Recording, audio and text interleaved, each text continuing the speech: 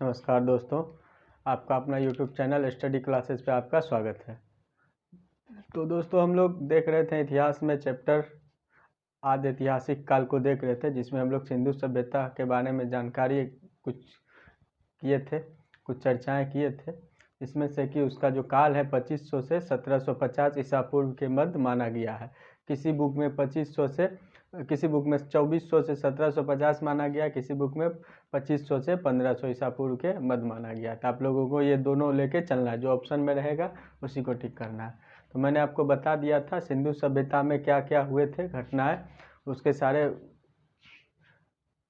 छायावृत्ति आप लोगों के पास मैंने पिछले वीडियो में रख दिया था। आज मैं बात करूंगा, चर्चा करूंगा उसके स्थल के बारे में। ठीक है दोस्तों, कौन कौन से स्थल से क्या क्या साक्ष्य मिले, कौन कौन से स्थल की खुदाई हुई थी। ठीक है दोस्तों, टोटल 10-12 स्थल में खुदाई हुई थी।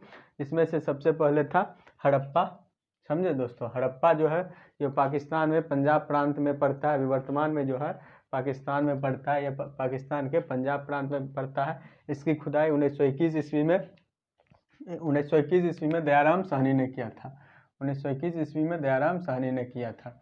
और यह जो है रावी नदी के तट पर है, माउंट गोमरी जिले में स्थित है। रावी नदी के तट पर माउंट गोमरी जिले में स्थित है। ठीक है दोस्तों, कोई पूछेगा कहाँ ये, तो रावी नदी के तट पर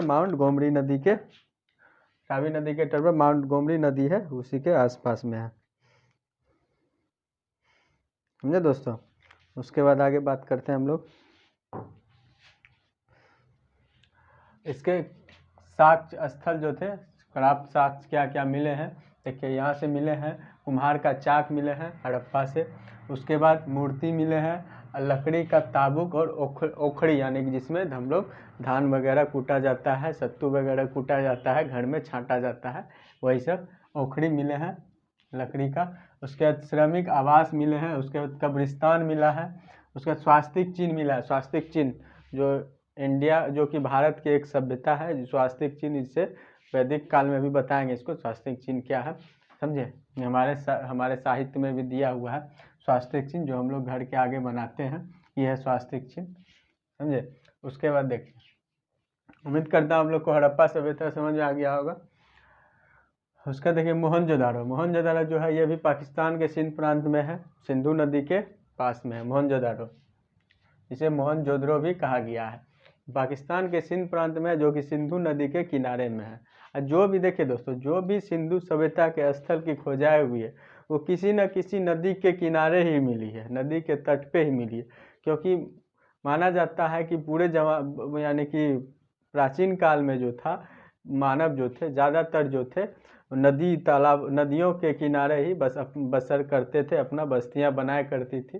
समझे, जो कि मैंने आपको बताया है कैसे आदि मानव जिया करते थे। इसलिए देखिए मोहनजोदड़ो जो है, यह पाकिस्तान के सिंध प्रांत में है। यह सिंधु नदी के किनारे बसा है। यह सिंधु सभ्यता का सबसे बड़ा शहर है। सबसे बड़ा शहर के रूप में जो है मोहनजोदारो को माना गया है। सिंधु सभ्यता का सबसे बड़ा अगर शहर, यानी कि नगरीय यहाँ की ये सिंधु सभ्यता में जो है सबसे बड़ा शहर अगर मिला है तो मोहनजोदारो से मिला है। एक जगह जो कि सबसे बड़ा जगह का खोज हुआ है और सबसे बड़ा शहर पूछेगा तो मोहनजोदारो बोलना है। समझे, ये यहाँ पे शहरी व्यवस्था थी थोड़ा। ठीक, यहाँ से क्या क्या साक्ष्य मिले हैं, मृतकों का बहुत बड़ा टीला मिला है। समझो दोस्तों, समझ ले मोहनजोदारो का जो अर्थ होता है ना, ये एक मृतकों का टीला होता है। समझे, इसका अगर अर्थ निकालिएगा मोहनजोदारो का क्या अर्थ होता है, ठीक ना, जैसे कि किसी व्यक्ति का नाम है तो नाम का अर्थ निकालते हैं ना, उसी तरह मोहनजोदारो का जो है नाम का अर्थ निकालिएगा तो वो एक मृतकों का टीला बोला जाता है उसे। टीला मतलब क्या, ढेर, जो कि अभी नदी के किनारे मिलता है आपको। कोरोना के कारण जो पूरे भारत में जो फैल गया है, नदी के किनारे आप लोगों को लाश मिलता होगा। यहाँ तो वहाँ तो लाश, अभी के टाइम में तो स्थिति बहुत गंभीर है, पहले तो जानवर उनवर का भी लाश मिलता था, सब का टीला बना हुआ था, उसी मृतकों का टीला कहा जाता है। और पुरोहित आवास मिले हैं, यानी पुरोहित जो कि पंडित लोग जो होते हैं, पुरोहितों का आवास मिला है। उसके बाद घर में कुआं नहीं मिला है। घरों में उस टाइम वहाँ जो है जल का जो है निकासी का उतना अथी नहीं था, जिसलिए घर में ही कुआं बनाया जाता था। ठीक, उसके बाद विशाल अन्नागार और स्नानागार और अन्नागार मिला। अन्नागार मतलब क्या, भोजन जो रखा जाता था, अन्न जो रखा जाता था वो मिला है। उसका विशाल स्नानागार मिले हैं, घर नहाने वाला। उसके बाद सूती वस्त्र मिले हैं, सबसे चौड़ी सड़क मिली है। उसके बाद सभागार मिला है, ठीक। उसके बाद पशुपति एवं कांस की नृत्य मूर्ति मिली है। पशुपति शिव जी और कांस की नृत्य की करती मूर्ति मिली है। उसका तांबा का ढेर भी मिला है, तांबा का साक्ष्य यहीं से मिला है, मोहनजोदड़ो से मिला है। उसके चनहुद्रो, उसका देखिए चनहुद्रो जो है, चनहुद्रो इसकी खुदाई, चनहुद्रो जो है ये भी पाकिस्तान में है। इसकी खुदाई जो 1931 ईस्वी में हुआ। ये गोपाल मजुमदार इसके खुदाई किए थे। गोपाल मजुमदार में यह एक औद्योगिक शहर है, समझे। पाकिस्तान का जो है एक औद्योगिक शहर है वर्तमान में, समझे। मोहनजोदड़ो चनहुद्रो 1931 ईस्वी में गोपाल मजुमदार ने इसकी खुदाई की थी।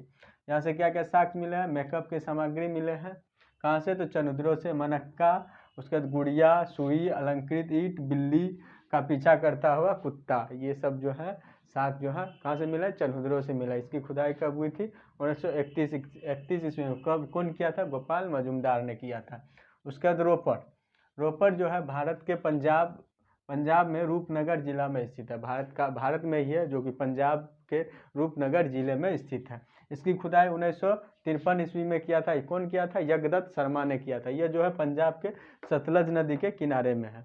कहाँ है, तो पंजाब के सतलज नदी के किनारे में है, ठीक है दोस्तों। यहाँ से क्या क्या साक्ष्य मिले, मानव एवं उनके पालतू जानवरों के साक्ष्य मिले, यानी कि मानव का साक्ष्य मिला यहाँ से कि उस जमाने में सिंधु सभ्यता में मानव रहा करते थे। और उसके पालतू जानवर क्या क्या थे, मवेशी थे, कुत्ता थे, इस सब का साक्ष्य मिला है, ठीक। कहाँ से, तो रोपड़ से। उसका देखिए बनवाली वाली से क्या मिला, ये जो है बनवाली वाली जो हरियाणा में, भारत का ही हरियाणा राज्य में। यहाँ इसकी खुदाई 1973 में भी हुई थी। उसके बाद 74 में भी हुई थी। कौन किया था, तो रविंद्र सिंह ने किया था। कहाँ है, तो रंगोई नदी के तट पर, नदी के तट पर है। नदी के तट पर कहाँ है, तो रंगोई नदी के तट पर है। कौन, बनवाली वाली, कहाँ है, हरियाणा के रंगोई नदी के तट पर। इसकी खुदाई कब हुई थी, 1973 में हुआ था। 74 में भी कौन किया था, वो किया था रविंद्र सिंह ने किया था, ठीक है। उसके बाद इस क्या क्या साक्ष्य मिले, घरों में सोख्ता मिले हैं, यानी कि उस टाइम में जो है जल का जो निकासी का जो था प्रबंध नहीं था, इसीलिए घर में ही सोख्ता बनाया जाता। सोख्ता मतलब क्या, टैंकी जिसे बोलते हैं हम लोग, जल का निकास के लिए, मतलब जो यूज वाला जल होता था, बाथरूम अथी वाला, स्नान वाला और ये सब वाला, उसको बाहर में नहीं भेज के मतलब घरों में ही, बीच में आंगन में या कहीं भी उसमें गड्ढा खोद दिया जाता था, उसमें पानी जाता था, ऊपर से उस पर उसको ढका हुआ रहता था, जिससे कि आवागमन होता था घरों में। यही मिला है, समझे। घरों में सोख्ता मिला है, जिसे सोख्ता बोला जाता है। उसके बाद सड़कें टेढ़ी मेढ़ी मिली है, यानी कि बंगाल में ये साक्ष्य मिला है कि सिंधु सभ्यता में जो थी सड़कें जो थी टेढ़ी मेढ़ी थी, सीधा नहीं थी, समझे। उसके बाद कालीबंगा देखिए, कालीबंगा जो है ये राजस्थान के हनुमानगढ़ जिले में स्थित है। कहाँ है कालीबंगा, राजस्थान के हनुमानगढ़ जिले में। इसकी खुदाई कब हुई थी, 1961 ईस्वी में। कौन किया था, बीके थापर एवं बीबी लाल ने किया है। कौन किया है, कालीबंगा का खुदाई कौन किया है, 1961 ईस्वी में बीके थापर और बेबी लाल ने किया है, ठीक। और कौन नदी के किनारे, घग्गर नदी या सरस्वती नदी के किनारे में। कहाँ, घग्गर नदी या सरस्वती नदी के किनारे। यहाँ से क्या क्या साक्ष्य मिले हैं, काली मिट्टी की चूड़ी का साक्ष्य मिला है, ठीक। काली मिट्टी का बोलिए चूड़ी का भी साक्ष्य मिला। उसके बाद अलंकृत ईंट का, यानी अलंकृत ईंट मतलब क्या, उस पर कलाबाजी किया हुआ, यानी कि उस पर कलाकृति किया हुआ। उसका जोता हुआ खेत जो होता है उसका साक्ष्य मिला। उसके बाद हल का, ध्वज का, उसके बाद कुंड मेला का साक्ष्य मिला है, समझ गए। कालीबंगल से क्या क्या मिला है। उसके धौलावीरा जो है ये गुजरात में है, समझे। यह गुजरात में है। यहाँ इसकी खुदाई कब हुई थी, 1960 में हुई थी। उसके बाद 1990 में भी हुई थी।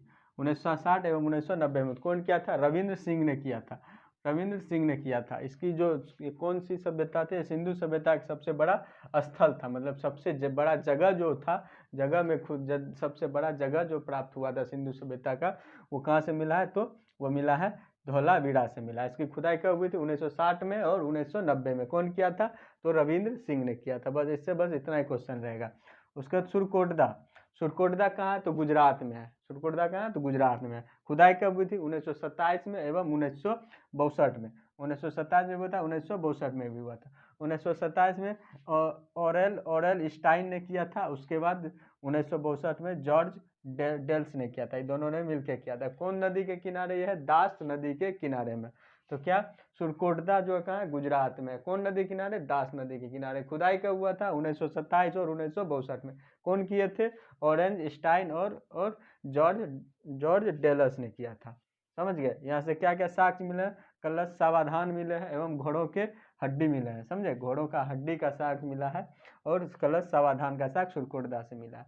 उसके बाद लोथल, आप सभी जान रहे हैं लोथल गुजरात में है। ठीक है, गुजरात में इसकी खुदाई 1954 में हुआ था। कौन किया था? रंगनाथ राव ने किए थे। कौन नदी के किनारे? तो भगवा नदी के किनारे है ये। कौन किया था? रंगनाथ राव ने किया था। कौन नदी किनारे? तो भगवा नदी के किनारे। यहाँ से क्या साक्ष्य मिले हैं? बंदरगाह मिले हैं। उसके बाद गोदीवाड़ी मिले हैं। पारस की मोहरे मिले हैं, जिससे पता चलता है कि उस टाइम में जो है विदेशी का भी व्यापार, विदेशों से व्यापार हुआ करते थे, जिससे ये मोहर मिले, पारस की मोहर मिले। उसके बाद मुगल समाधान मिले हैं, जिससे सती प्रथा का प्रमाण मिलता है। मुगल समाधान से सती प्रथा का प्रमाण मिलता है। उसके बाद यहाँ के घरों के दरवाजे जो थे वो आगे नहीं खुल के, मतलब घर के अंदर ही खुलते थे। जैसे कि हम लोग अगर गेट बनाते हैं, गेट अधिकतर देखते होंगे ज़्यादातर बाहर खुलते हैं, लेकिन उस टाइम में जो था गेट जो था अंदर ही खुलता था। समझ गए ना? अंदर ही खुलता था। यही है। उसके बाद देखिए रंगपुर जो कहाँ है? रंगपुर भी गुजरात में है। इसकी खुदाई कब हुई थी? 1953 और 54 में हुई थी। इसके कौन खुदाई किए थे? माघो स्वरूप वत्स ने किए थे। माघो स्वरूप वत्स ने किए थे। कौन नदी के किनारे है? भादर नदी के किनारे। कहाँ? भादर नदी के किनारे या तट बोल सकते हैं। भादर नदी के तट पर है। यहाँ से साक्ष्य क्या मिले? यहाँ से साक्ष्य मिले धान की भूसी मिले है। रंगपुर से क्या मिले? धान की भूसी। ठीक ना? धान की भूसी मिले है। कहाँ से? तो रंगपुर से। रंगपुर की खुदाई कब हुई थी? 1953-54 में। कौन किया था? माधव स्वरूप वत्स ने। यह कौन नदी है? तो भादर नदी के तट पर है। उसके बाद आलमगीरपुर जो है यूपी में है, यूपी के मेरठ में है। समझे? इसकी खुदाई 1958 ईस्वी में हुआ था। यज्ञदत्त शर्मा ने किया, और यज्ञदत्त शर्मा ने किया था। कौन नदी के तट पे है? हिंडन नदी के तट पर है। समझे? यहाँ से क्या क्या साक्ष्य मिला है? कब्र मिला है, जिसमें कि सबका जो सिर जो है उत्तर दिशा की ओर लिटा हुआ मिला है। समझे? यूपी के मेरठ से जो है साक्ष्य मिले हैं, सबों का सिर को दफनाया हुआ सिर। समझे? मतलब सबों का दफनाया हुआ साक्ष्य जो है कहाँ से मिला है? तो आलमगीरपुर से मिला, जो कि यूपी के मेरठ में है। इसकी खुदाई 1958 में हुआ है। कौन किए थे? यज्ञदत्त शर्मा ने किया था। कौन नदी किनारे है? तो हिंडन नदी के किनारे। उम्मीद करता हूँ आपको समझ में आया होगा। देख लीजिए, देखिए थोड़ा लाइट बंद कर देता हूँ, स्क्रीनशॉट ले लीजिए, स्क्रीनशॉट ले लीजिए।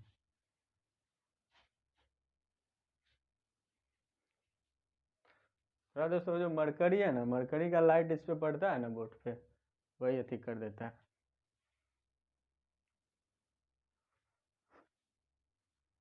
देखिए अब समझिए, एक बार फिर से समझिए।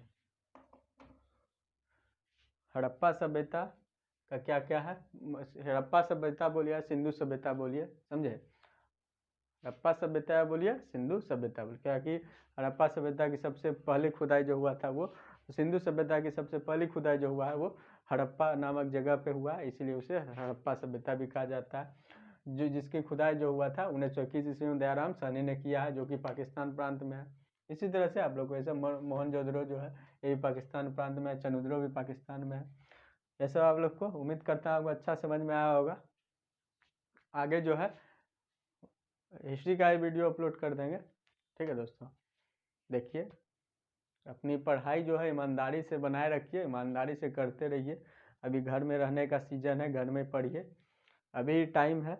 कितने लोग मस्तियाँ करते होंगे, लेकिन आप लोग पढ़िए, क्योंकि अभी का ही मेहनत आप लोग का जो है आगे जो एग्ज़ाम आने वाला है उसमें बहुत ज़्यादा आपको फ़ायदा पहुँचाएंगे। क्योंकि अब जो एग्ज़ाम होने वाला है उसमें ज़्यादा तो कटअप अब नहीं जाएगा, लेकिन वही होगा जो पढ़ा हुआ व्यक्ति है, ईमानदारी से जो पढ़े हुए हैं, उसका एनी हाउ उसका एग्ज़ाम निकलेगा। इतना दिन आप क्या किए उससे मतलब नहीं, लेकिन अभी अगर आप पढ़ लेते हैं इस लॉकडाउन में, कोरोना के काल में अगर आप अपना समय का बर्बादी पढ़ाई के पीछे कर रहे हैं, ठीक है, तो आपको बहुत ज़्यादा बेनिफिट मिलने वाला है। क्योंकि दोस्तों आगे बहुत ज़्यादा वैकेंसी भी आने वाली है, समझ लीजिए, जो स्थिति है अभी देख लीजिएगा। ठीक है दोस्तों, उम्मीद करता हूँ आप लोग को बहुत अच्छा समझ में आया होगा। ठीक है, इजाज़त दीजिए। जय हिंद, जय भारत। हमारे चैनल को सब्सक्राइब करवाइए दोस्त यार से, लाइक वाइक ठोकवाते रहिए, सब्सक्राइब करवाते रहिए। ऐसे व्यू तो 2500 पहुँच गया है दोस्तों। ठीक है, इजाज़त दीजिए। जय हिंद, जय भारत। नमस्कार।